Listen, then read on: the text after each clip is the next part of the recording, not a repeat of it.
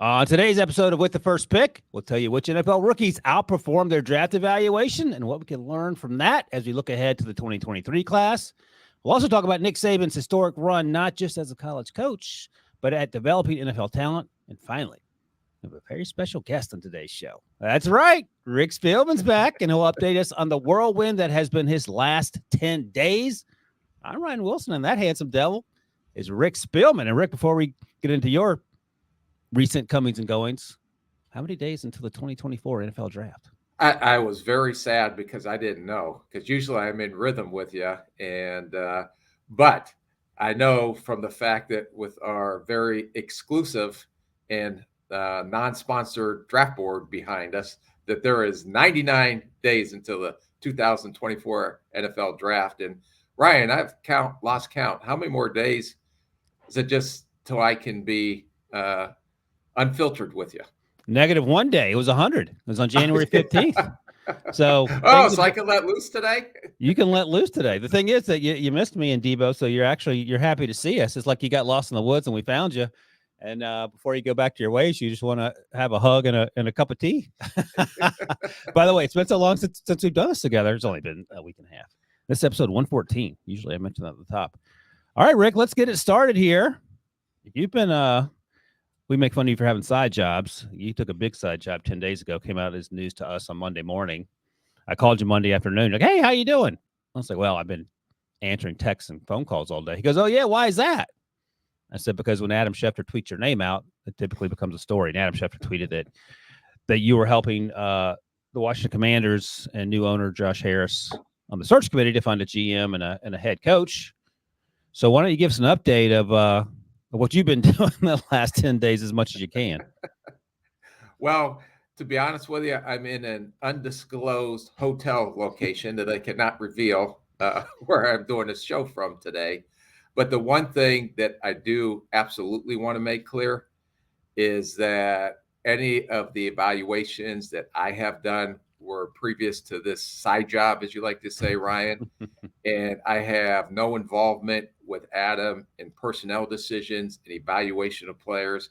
So anything that when I do get back to being allowed to talk about these prospects is that it's purely, I think they do that on some of the infomercials. This is just purely on my own and my own reflection. It has nothing to do with the Washington Commanders. It has nothing to do with Adam Peters or the direction they're going to go in the draft. And I've been working the last 2 weeks between the side job,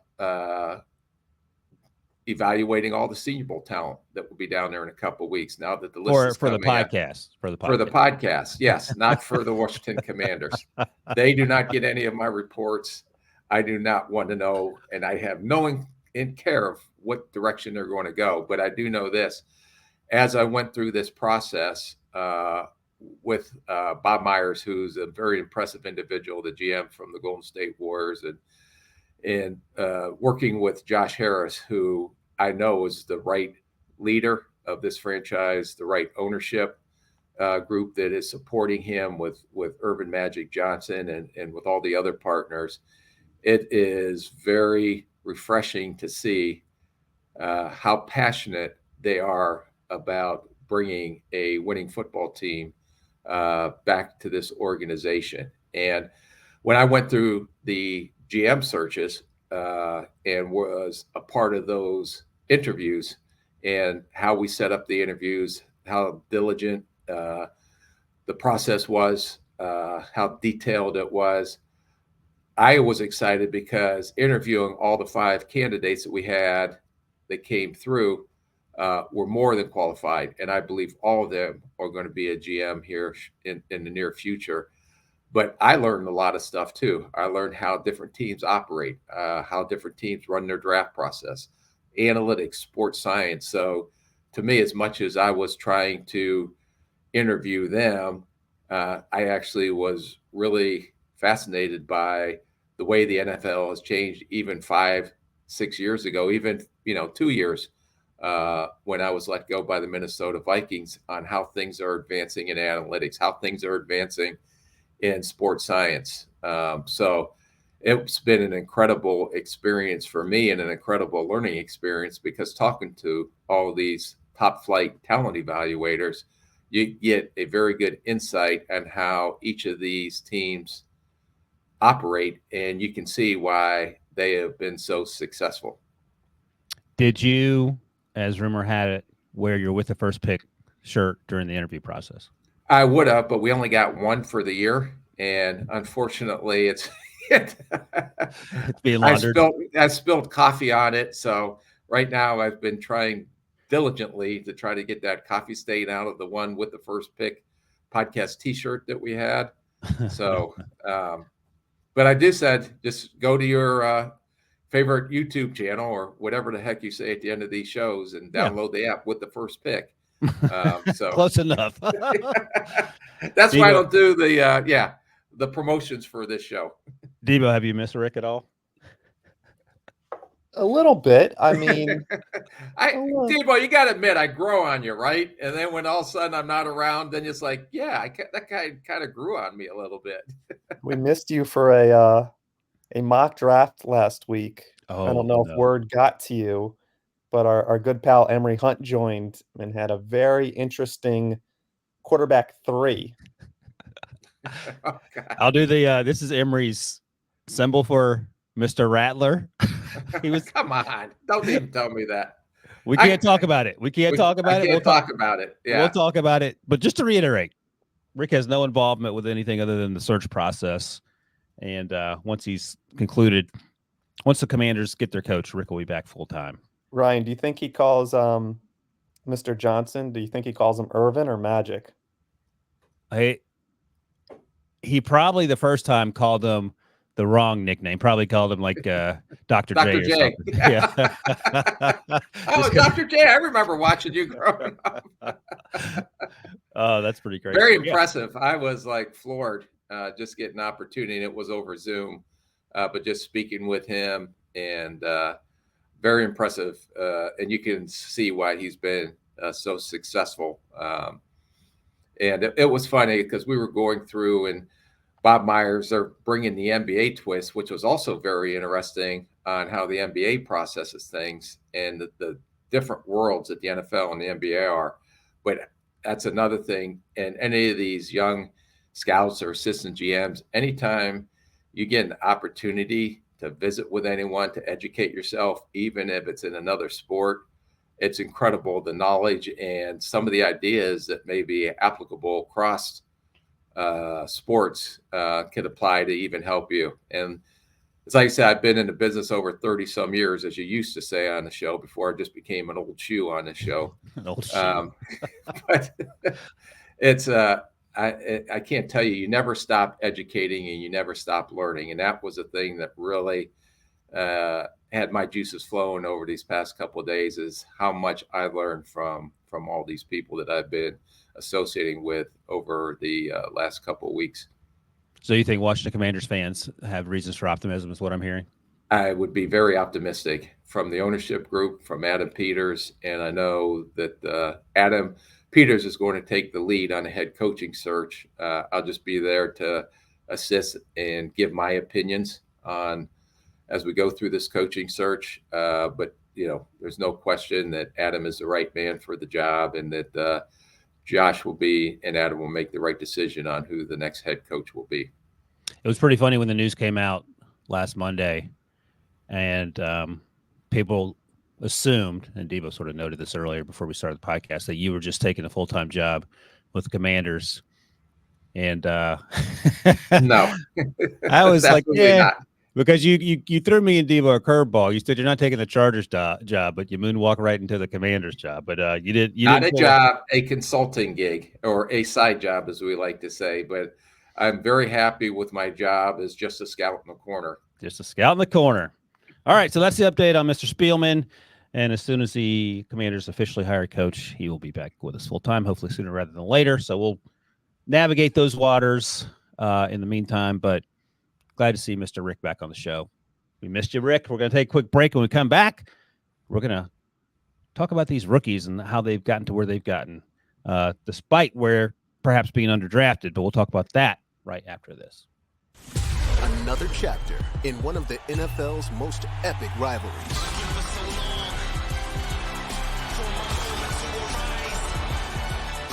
Kansas City and the Bills have had some epic matchups, to say the least. Could be another one here.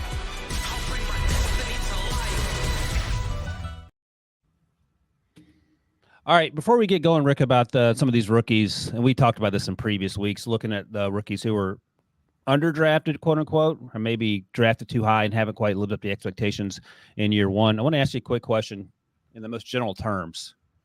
How excited are you about the Detroit Lions? Yeah, very excited. Incredible on that process and how they put that all together, and how they selected Brad Holmes, how they selected Dan Campbell. But you have to remember, it's not like pixie dust where it gets fixed in 1 year. That's true. They took their time. They built it the right way.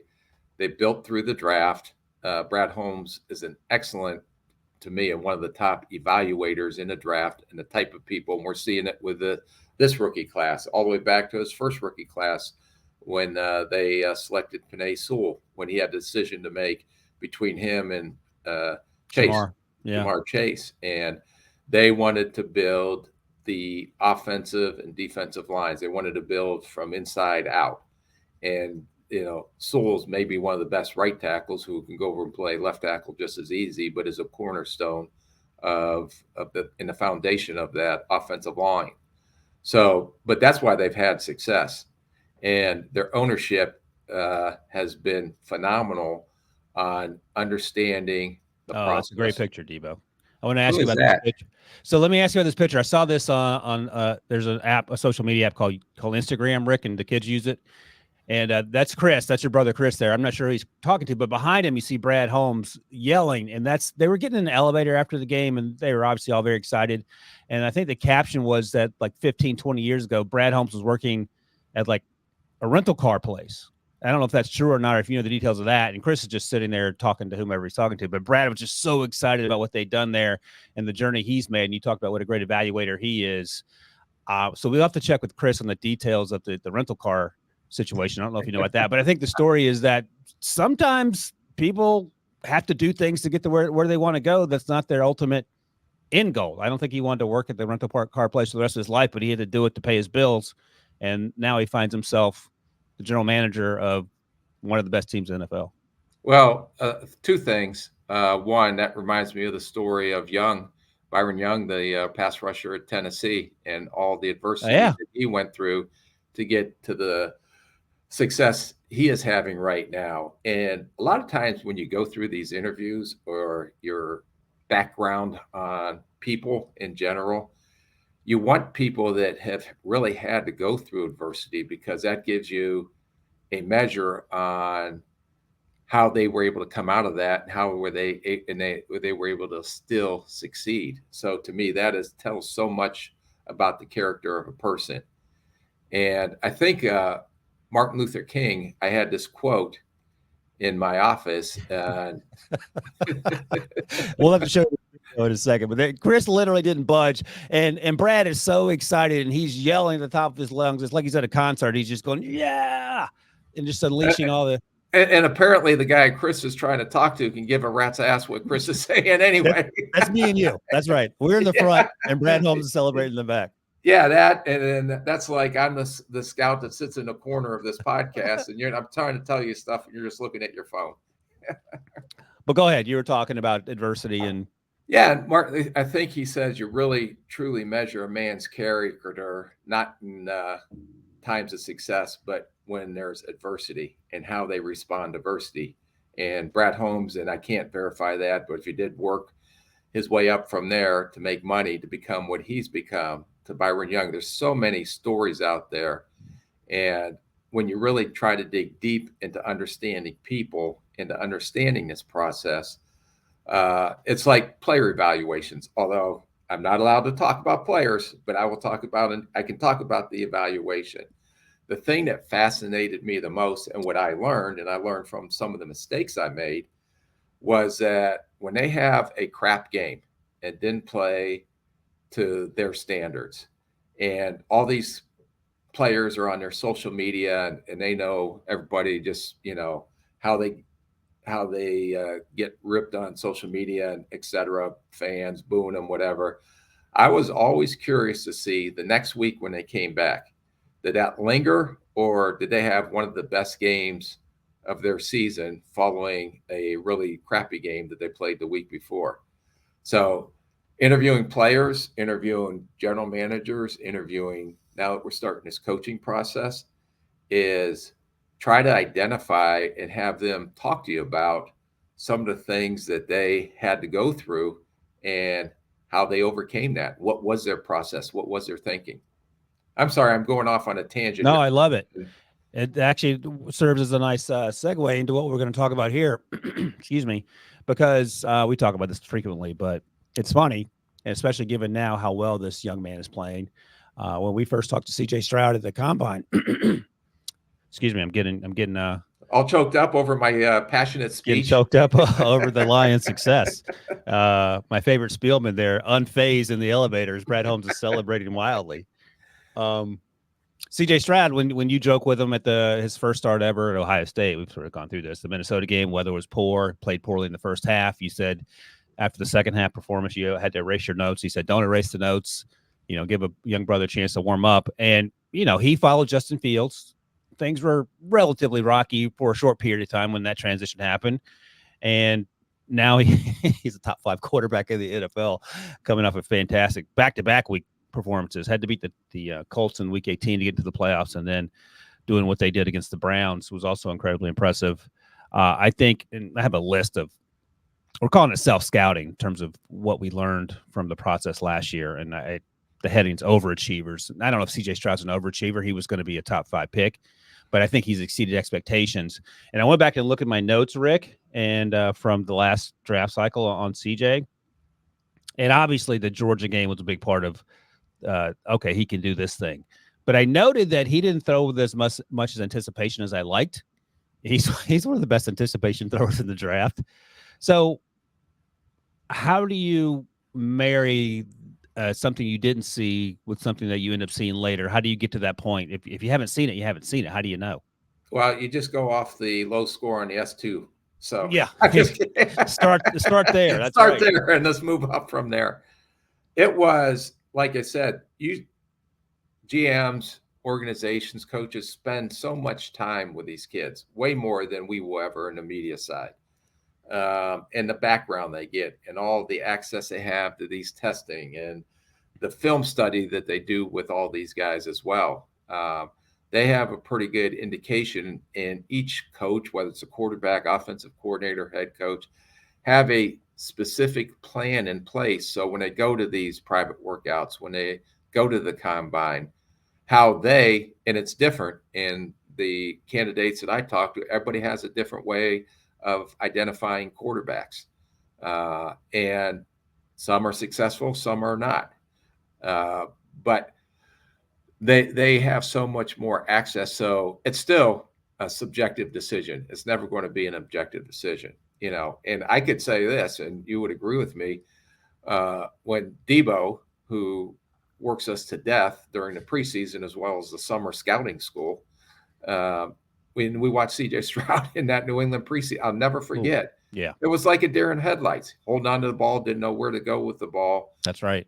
But I also have to give credit to Bobby Slowick, who came in and whatever he did, whether it was adjust some things schematically, let's take it down where he only has 1 or 2 reads to get the ball out instead of him trying to go through the whole progression tree, and let him grow into that. So it all marries up with a combination of a lot of things. But to your question, if that's to me the burning bush question, if someone had an answer to that, they would be a gazillionaire and be, never, 100% right on these quarterbacks. Yeah, it's funny. I'm at the point now. I think this is my 6th draft for CBS. I'm at the point now just saying we don't know. Like we just don't know, and people think we're supposed to know. No one knows. We're giving our educated guess on what we've seen, without all the resources and all of the tools that NFL teams have to try to make those decisions. But even the Houston Texans had no idea CJ would have been this good. No, right. And who knows? Were they mad when Bryce Young went first? Right. Yeah. Who knows? No one will ever know that. I don't think they're mad now. Yeah. So, but it's hey, I hit on him. I got a quarterback. It's going to keep me in a job for a long, long time. And now, I'm not saying we're riding a gravy train, but we have the hardest position Yep. at right now, and God willing, he stays healthy. But the hardest position to solved. One less thing to think about, and that one less thing is the biggest, most important And it's thing. the same thing, and it's like Brian Gutekunst and everybody Oh, riding crushed him. it. Yeah.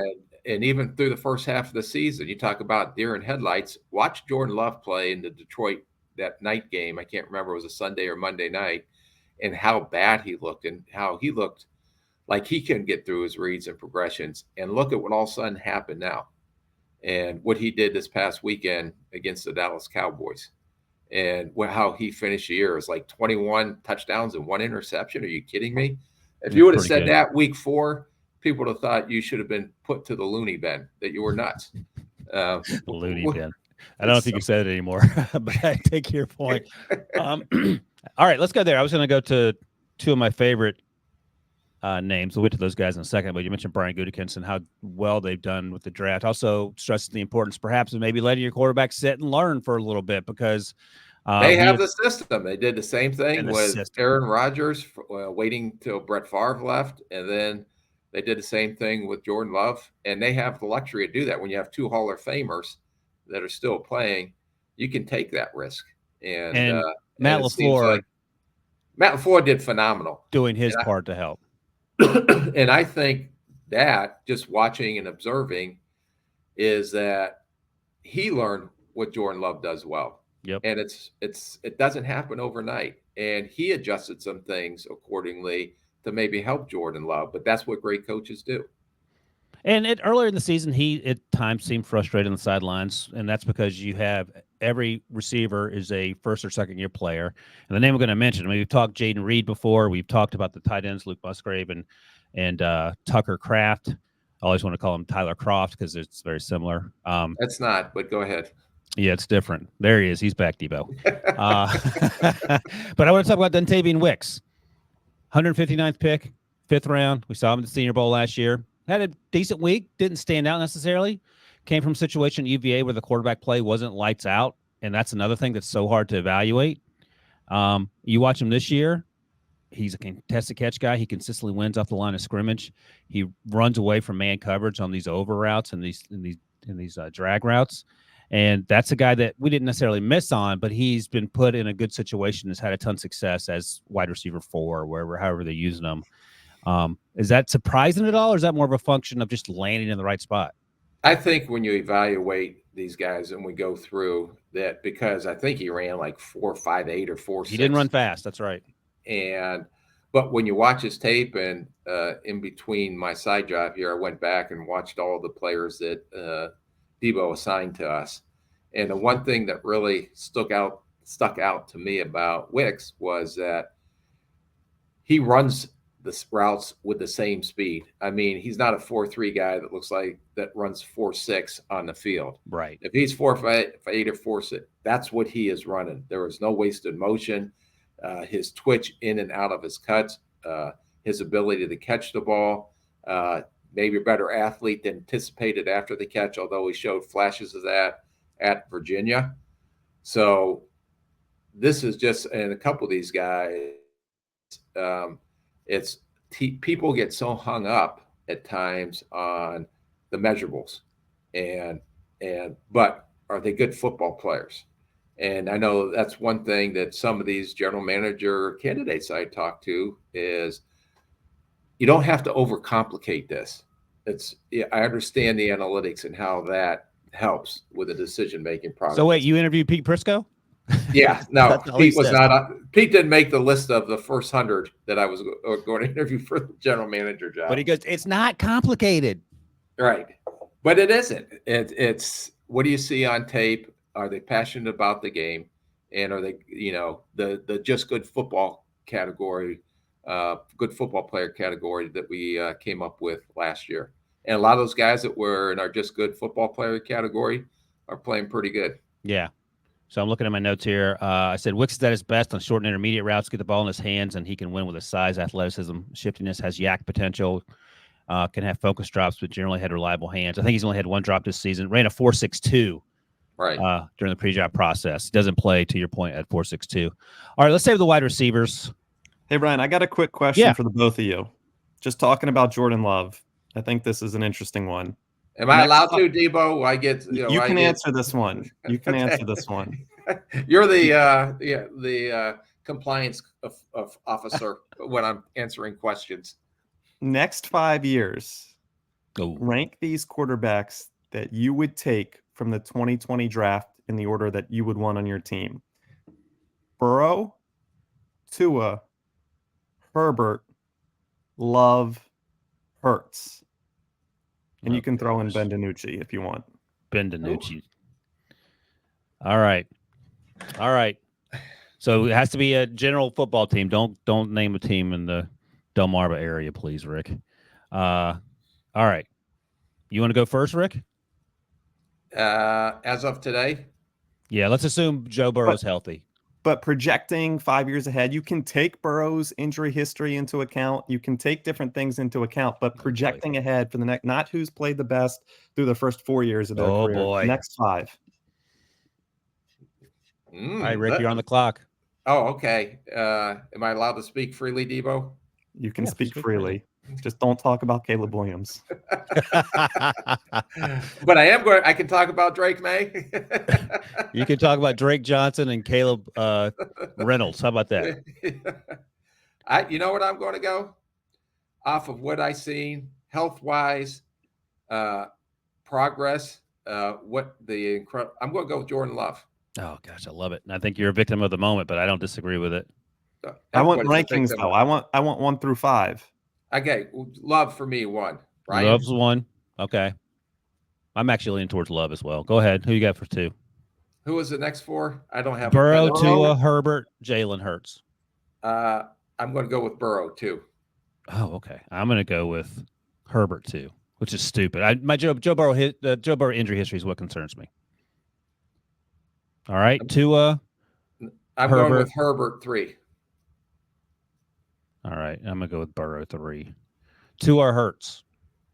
I'm going to go with. Oh, boy. Boy, that's like. I'm going to go with Hurts. You know what? I think I am too. Man, did that surprise you, Debo? 2 is 5 for both of us. No, I expected Tua to be 5. I didn't expect number 1. Oh. Who are you taking, Burrow or Herbert? I think I'm taking number 4 on your list. No, I'm taking Burrow. I mean, Ryan, since you got Herbert a little bit wrong in the pre-draft process, you've kind of overcompensated and have loved him ever since. I have. He's been put in a situation to fail too with the way they keep hiring and firing folks. You love him more now than you loved Mac Jones during the draft process. Which is saying a whole lot. I need Mac to have a bounce back career. This is not working out well. All right.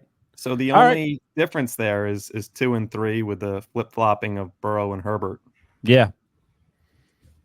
And probably underselling Burrow because of the injuries, because when he's on, he's amazing. Yeah, that's probably a crazy list when we see this in 3 years and Burrow has two Super Bowls. and you know what? I'll just be a scout in the corner, giving my opinion. Give it to our GM of the show. Yeah, there you go. You're literally a scout in the corner now for your side job. Unbelievable. Where I'd like to interview you, Ryan. Can you imagine that? Did you use any of the special operations techniques you use in the interview process? You learned? Well, those are all. Can't say. I'll just leave it at those. I can talk for 2.5 hours pretty easy with someone. Oh, this we know. We're quite familiar with that side of you. All right, let's go to another receiver. We talked about Dontavian Wicks. Let's talk about A.T. Perry, because that's a guy ran a 4.47, but I thought when he was at Wake Forest, I don't want to call him plotting, but he was a long strider. He wasn't necessarily twitchy in and out of his breaks. Hey, guess what? Still that same guy, but he stacks guys because he's a long strider. He can run away from guys, and he high points everything. And he wasn't used a lot, but he was incredibly effective when he was used for the Saints. I think he's a big surprise. He ended up being, let's see, AT was drafted 6th round, 195th overall. So there were conversations about it being a top 100 guy. And I think the reasons he fell is probably while he time fast, he didn't necessarily play fast, and there were concerns about his wiggle or whatever you want to call it. But no such concerns in terms of if you just throw him jump balls, he catches them. Yeah, no, and that was what stuck out a little bit about his ability because of his length and his ability to leap and high point the ball. And I believe he didn't even play the first half of the season. I think week 8 is when he started to play. And the one I watched him against Detroit, not that I watched Detroit Lion games, but there was a throw that Carr threw all the way back. They were in the red zone across the field, and it was a jump ball situation, and AT went up and got the ball. And then you see, I've seen him do this at Wake Forest. So he still needs some route refinement.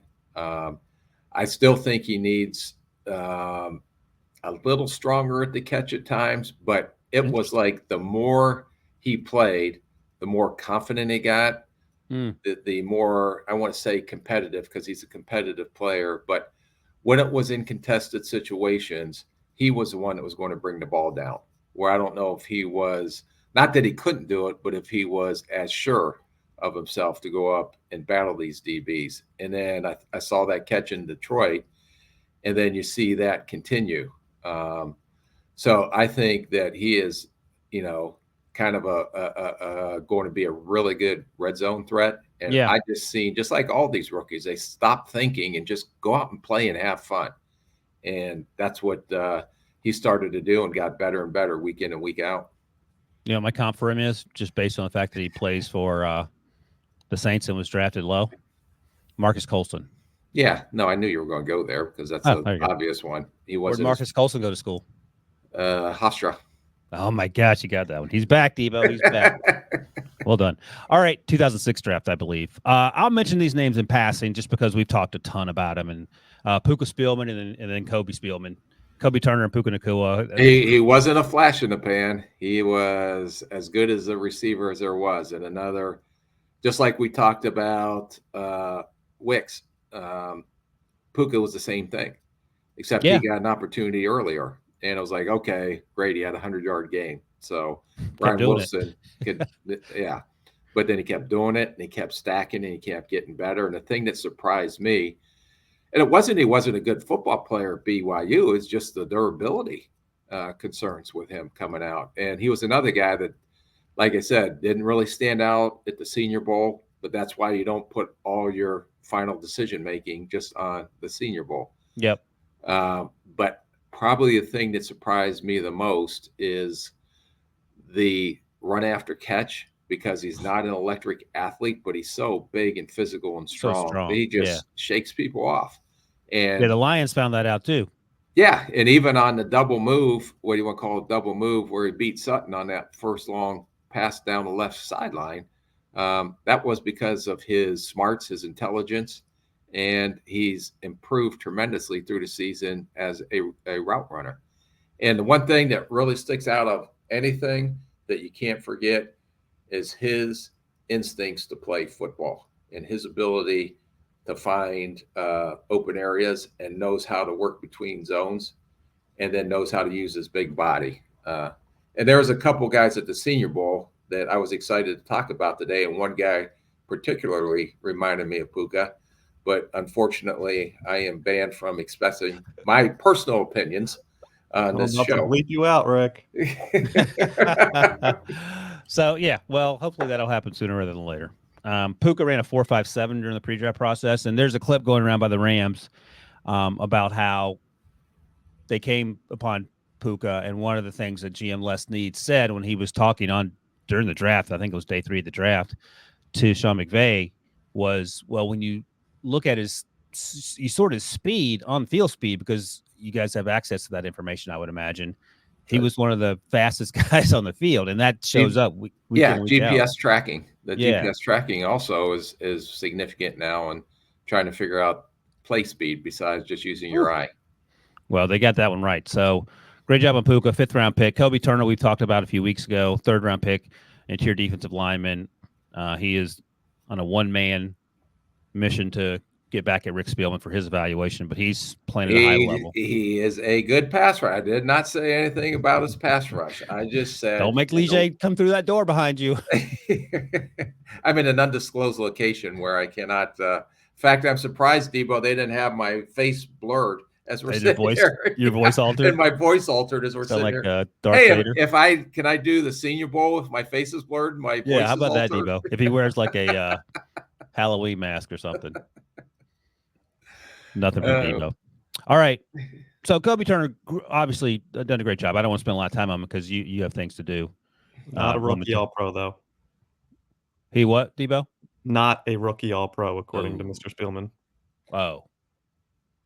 Yeah, no, what I was saying is that you recognize the pass rush, but, the thing where it was some people had him in the first round, I didn't think he was first round because he had one trait, and that was the rush to passer. But you remember when we tried to put these, when we started this, into these categories, and if they're 16 or 17 game starters, and can they line up for 60 snaps a game? Now, I don't think anyone, there's rarity now, and that's something to be cognizant of because the game has changed. And there's a lot more rotation. And when you rotate the defensive line, it really helps him be more effective. Do I still think he gets stronger at the point versus the run? Yeah. What was Detroit? They wanted to run the ball in the middle of the field because as great a player as Aaron Donald is, and they're small. Yeah. So you take those big offensive linemen that Detroit has and kind of mash them with combination blocks and double team blocks and create movement at the point, then you have success in a run game. So that's what happened with who I can't even remember what game it was, but they were just smacked. Oh, Dallas's defense. What the hell happened to them?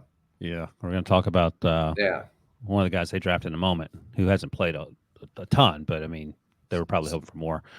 Staying along the defensive line, though, let's go back to Green Bay and Carl Brooks. And 6'3", 303 during the draft process. And I say that, which isn't a surprise if you play 3 technique, which is what he plays a lot for Green Bay. But I was looking back at his breakdown of where he played at Bowling Green.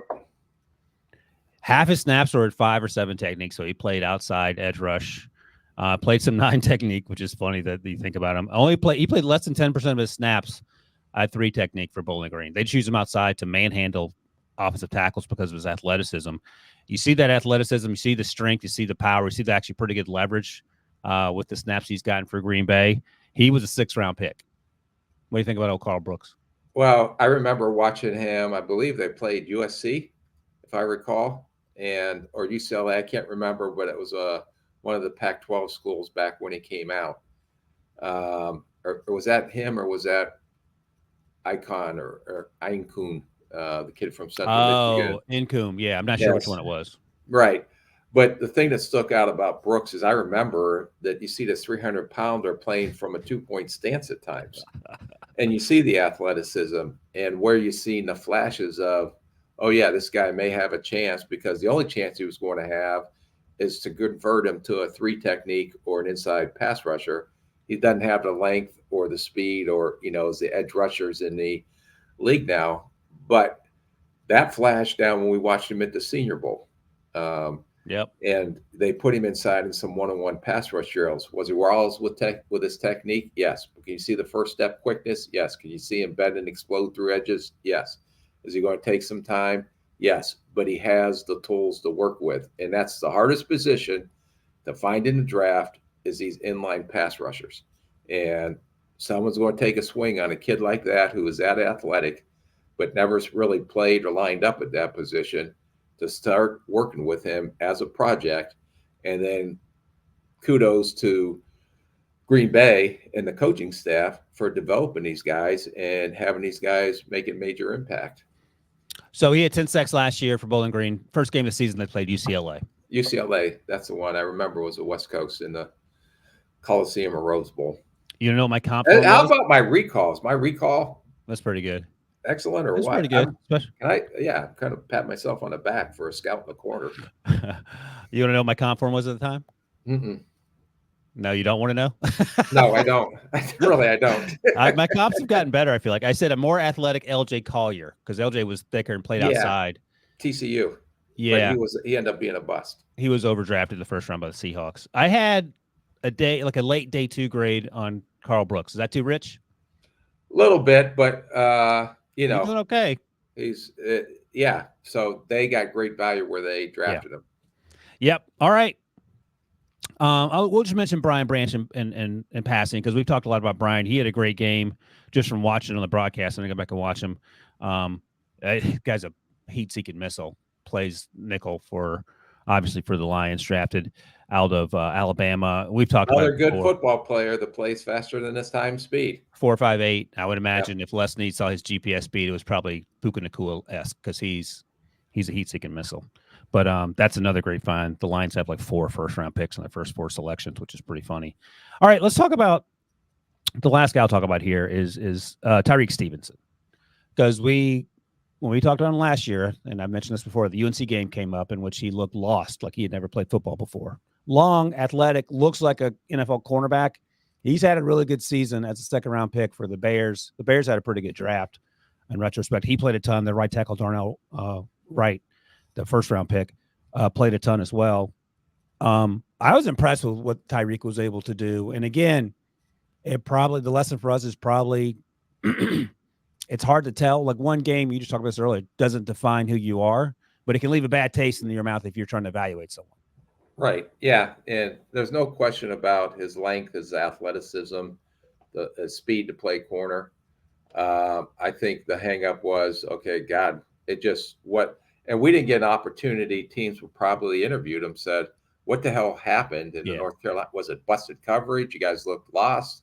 You're letting guys run free down the field. So you don't know if it was mental or it wasn't, or was it physical, or why he let that happen. But he got better. I don't think he started out as strong as you're indicated at the beginning of the season. Yeah. But I think he got better the more comfortable he got. The length and the athleticism show up when he's played man coverage and zone. I still think he's a little inconsistent as a tackler, but more than willing. And then I think the Atlanta game at the end of the year and the snow game, I think he had 2 interceptions that game.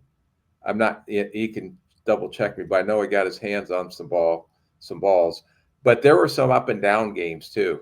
But every indication is he's ascending in the right direction to be a really good corner in this league. But he had his growing pains as well, which is a tough position to learn and to go out there and get thrown to the wolves as a rookie. Yep, 4 interceptions. 2 came in that New Year's Eve game against Mr. Heineke.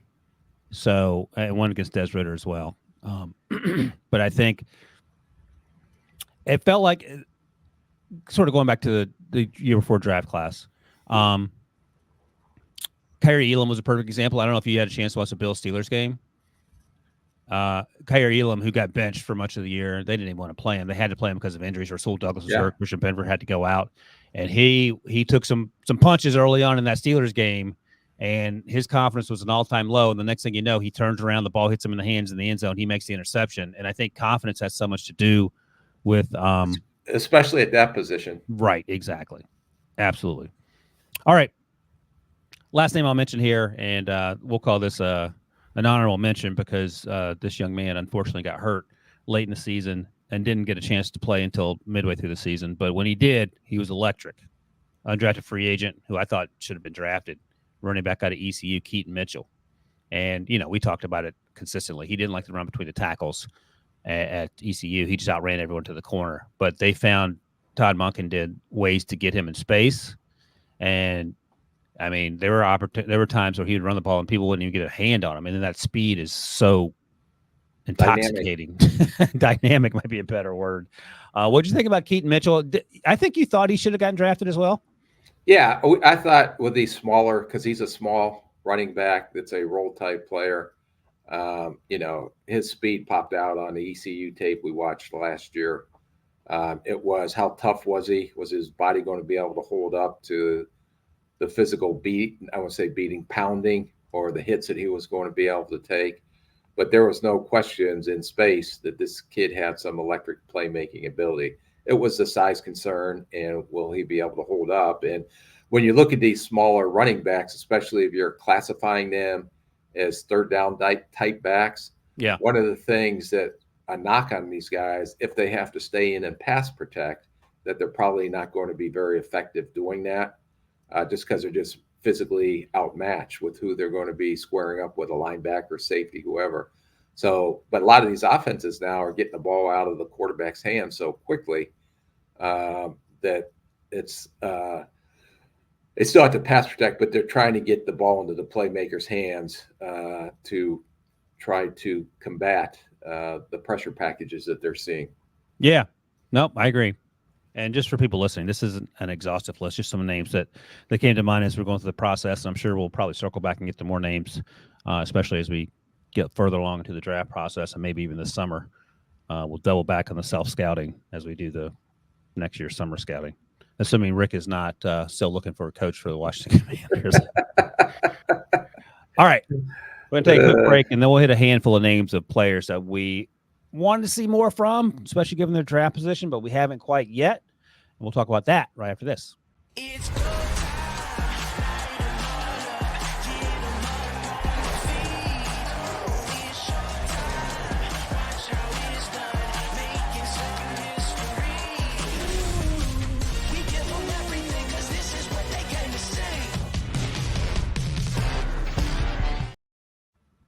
All right, Rick, let's talk about some players that didn't quite live up to expectations, especially given where they were drafted. Conversation has to begin with our buddy Bryce Young, first overall. And there were rare glimpses of hope for a number of reasons, not all having to do with Bryce. But we saw occasionally, certainly not often enough, what we saw at Alabama. But it was, if we're being honest, a really rough season for him. So where do you go from here? I know they don't have a coach yet. They don't have a GM yet. They have a lot of questions to answer. There are even questions now about, is Ike Kwandu going to be the left tackle, because he's struggled so much in 2 years. So, I mean, sweet mercy alive. But Bryce had a tough go of it. Yeah, he's struggled. I don't think they schematically fit what his strengths were as a quarterback, but he also missed some throws. I mean, he learned that you got to get the ball out quickly. You don't hold the ball like sometimes he did at Alabama. But the one thing is, I don't question this kid's toughness at all. For a small quarterback that took some of the hits that he had to take, and for him to keep bouncing back up. And this will be a very good example 2-3 years from now when we talk about people measuring adversity. And let's see how he responds. And if he responds like I think he's going to respond, then it'll be a totally different story maybe 2 or 3 years from now. Yeah. If you're, let's say, if you're the GM who kept his job and the owner's as angry as the owner is, what are you telling him when he's like, how are we going to fix this? Well, that's what we're going to do. We have to get an off-season plan. Whoever the next coach is and the schematic approach this coach and his staff are going to have is going to have to fit to what Bryce Young does best. You've never been of the opinion that what if the owner says to you, you need to pick the offensive coordinator? Then what do you do? It's the head coach's responsibility. But what if the owner tells you to do it because he doesn't trust you? I'm going to do what the owner says, but I definitely don't think that's the right question, and that is absolutely insane. That's why you're a general manager and not an owner. Okay. All right. I just want to put that on you, see what you would say. All right. Yep. Bryce's got to get better. I'm sure. Hopefully, he's taking some time off and getting healthy. Yeah. And then mentally, he can get back into it. All right. Let's talk about his teammate drafted with the 39th pick, second round, Jonathan Mingo. I thought that was a little high for me, but I know people like Jonathan Mingo more than I did. Again, I think he was a victim of circumstance in many cases, but he also struggled with route running, struggled with focus drops. And you've talked about it before. Sometimes you can be overwhelmed, especially as a rookie wide receiver.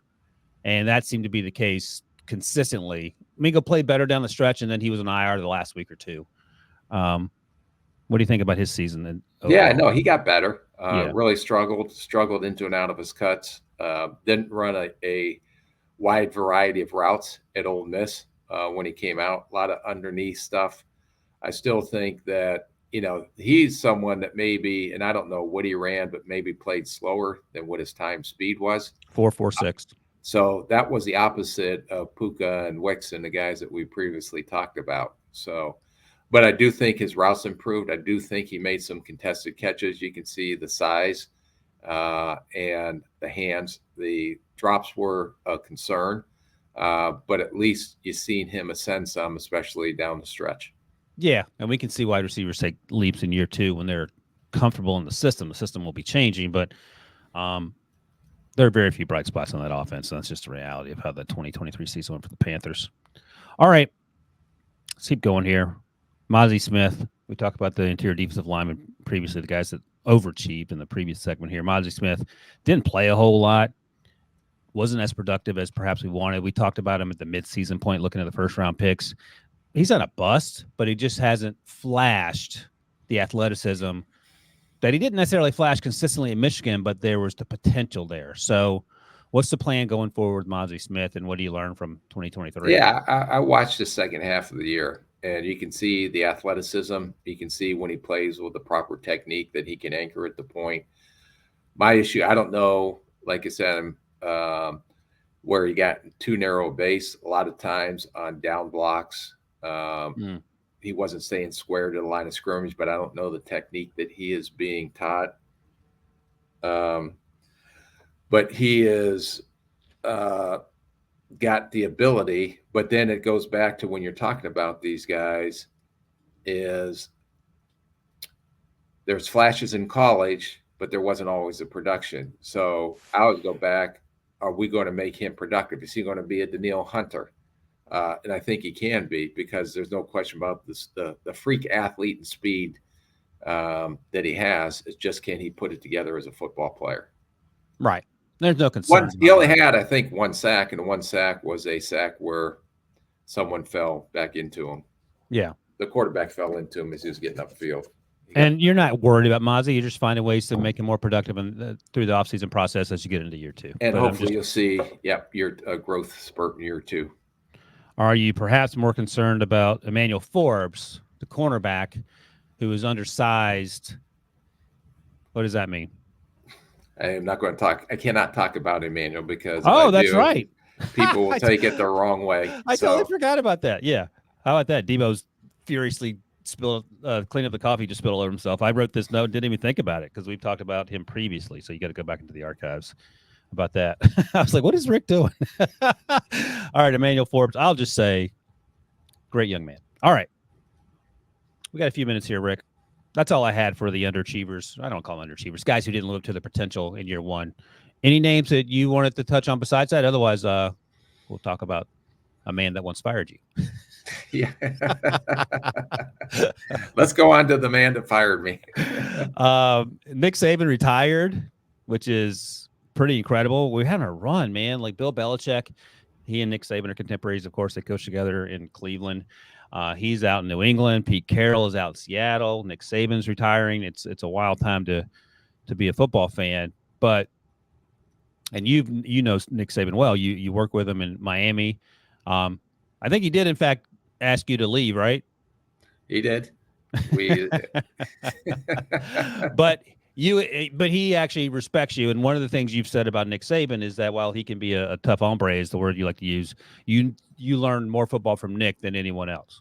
Yeah, and to be honest with you, the first call when I was fired by Minnesota was from Alabama, Nick Saban, and the respect factor there, and for me to go back to do some consulting work for Alabama while he was a head coach there was an incredible experience. And like I said, you can talk to 100 people and have different opinions on whether he's hard or easy to work with, but the one opinion that you will get a consistent messaging on is he is one of the most brilliant minds when it comes to football.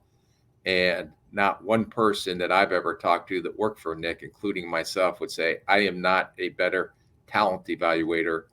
And I know much more about the game because of my short time I spent with Nick in Miami. But even over these last 2 years, even though I was working basically on the personnel side for him, but just to be at their practices, just to see why they're so successful down there. And, I don't think there's ever, or, maybe never another college coach that will have the success that he has had at Alabama, at LSU. He's a winner everywhere he's won that he's been, and there's Another a thing I reason love for about that.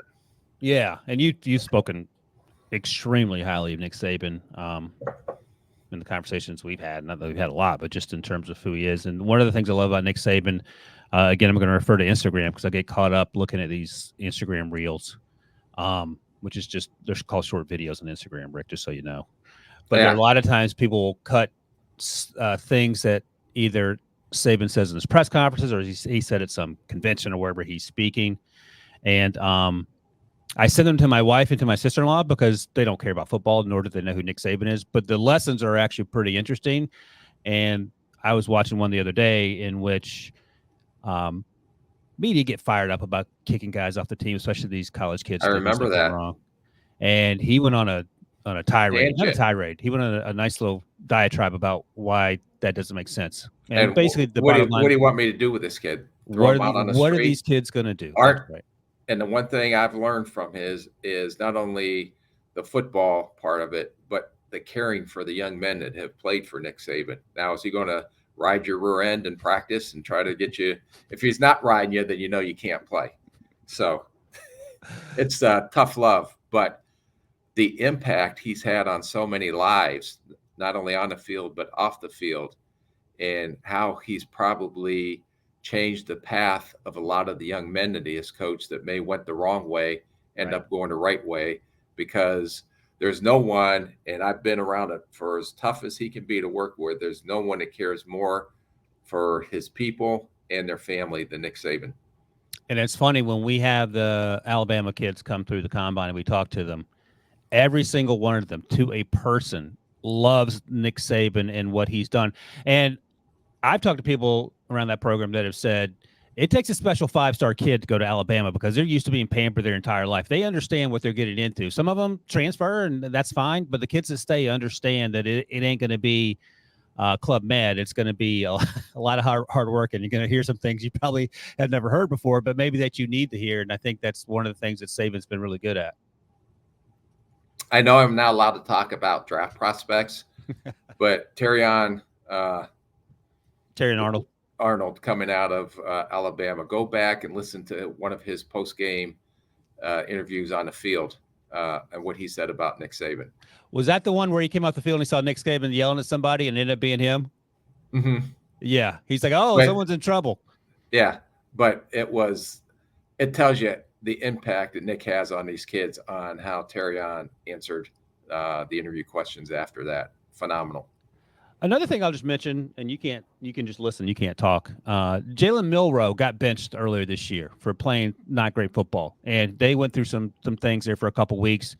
And to see Jalen Milroe and Nick Saban and our Jenny Dell on the sidelines after the last few games in which they won, told you all you needed to know about how Jalen Milroe felt about Nick Saban and how much he loved that man, even though they are 50 years age difference.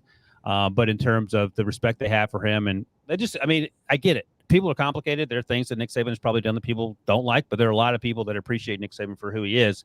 But let's talk about some of the. Wait. Oh, go ahead. Off now. Oh my God. Jalen Milroe is not coming out in the draft. Oh my gosh, Debo. You guys miss me. Someone's going to cut that clip and say, "This is the man responsible for hiring our general manager and quarterback." No comment from Debo. If you're listening to the audio version of the podcast, Rick put a hat over his face and pretended that he was Darth Vader. Unbelievable. I was like one of those in a protective witness program. Right. Yeah. You were talking about the mobster that the DA is trying to put away. You don't want your identity revealed, even though your name is on the hat. All right. Some fun facts that Debo put together for us about Nick Saban here in the last few minutes before you get to getting. Most first-round picks since 2008, 43 of them. By the way, Nick Saban arrived in Alabama in 2007, I believe. I don't think they had any kids drafted that 07 team, which is remarkable. I think they had a losing record, if I just go from memory. And then the old faucet came on, and all the first-round picks came out of it. Of those 44 first-round picks, 23 were 5 stars. 16 were 4 stars and 4 were 3 stars. I wonder who those 4 3 stars were. Well, that's the problem. That was the hardest thing with Nick to adjust in the NFL. You don't get 17 first-round picks every year out of your draft class. You know what only I'll get say one. about Nick Saban as we're sort of doing this retrospective? Steelers lost over the weekend to the Bills, and Najee Harris, who played for Nick Saban and who thought you were an East Coast scout when you interviewed him during the pre-draft process, said after the game that essentially that this ain't like college where we had a lot more structure. We need a little more structure here. Yeah. And he said, I'm not talking about the coaches, but just the overall approach. And Nick Saban seems like he'd be a no-nonsense guy. And I think Najee appreciated that structure, and a lot of those players seem to.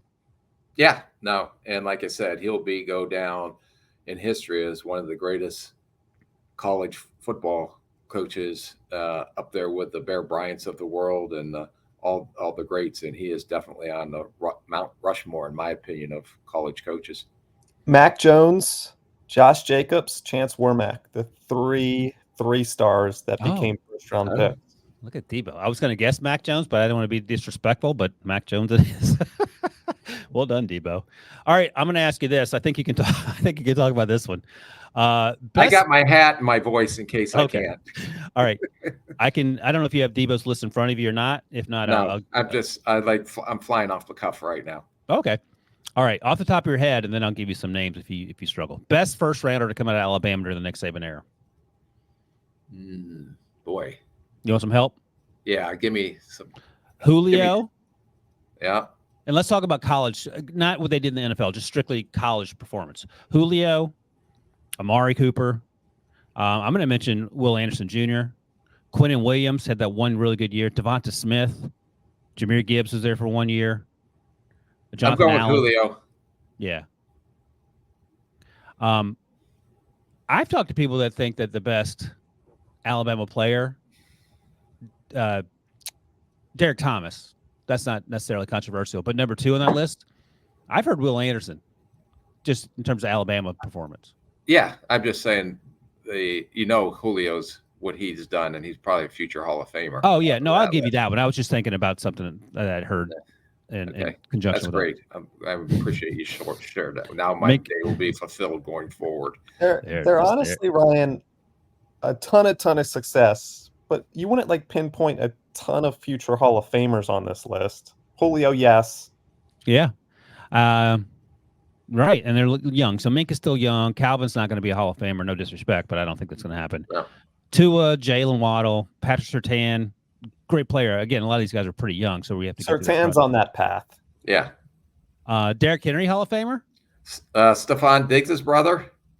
Trevon. Yep. Yeah. Yeah, he was a second-round pick. Debo's got him. He was a receiver that Nick moved over to corner. Wow, good move. Landon Collins was a second-rounder. Derrick Henry, Cam Robinson still playing. Trevon Diggs, you mentioned. Landon Dickerson for Debo's Eagles.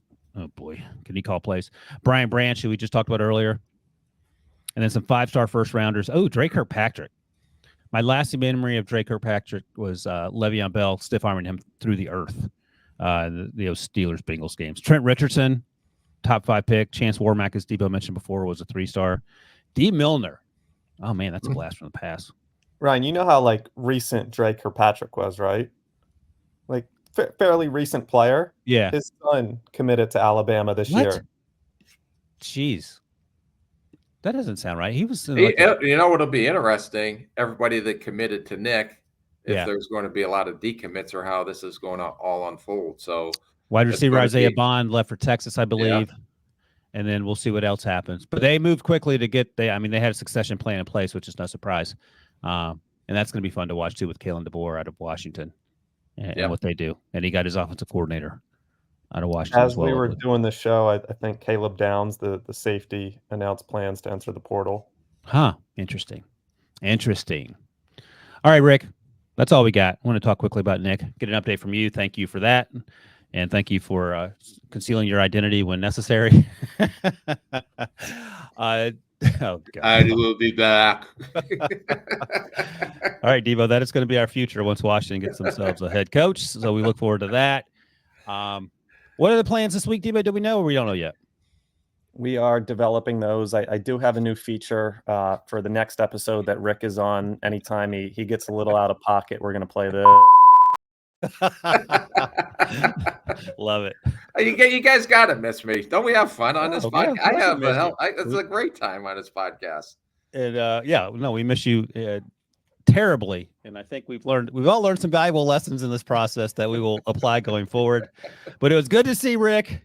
Hey, Debo. So since you're the compliance officer, so if I did wear a mask or you blurred my face out and altered my voice, I still can't talk about the players.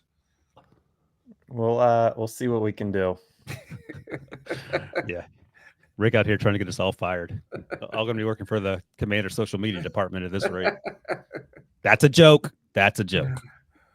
All right. Oh my God. In the meantime, for when Rick is ready to get back with us, to Rickroll us, you can leave us a 5-star review on Apple Podcasts and nominate the FBS or FCS player who is draft eligible, and we'll evaluate that guy. We have a couple guys in the hopper, but feel free to add to that, and we'll do that at some point soon. Otherwise, here's to Rick and the Commanders speedily coming to a conclusion on who the coach will be. Good luck to the old Detroit Lions this weekend if we don't talk before then, Rick. But thanks to everyone who watches and listens and comments. Thanks to my guy, Rick. Good to see you again in your undisclosed location. And thanks to producer Debo for producing. We will see you guys soon.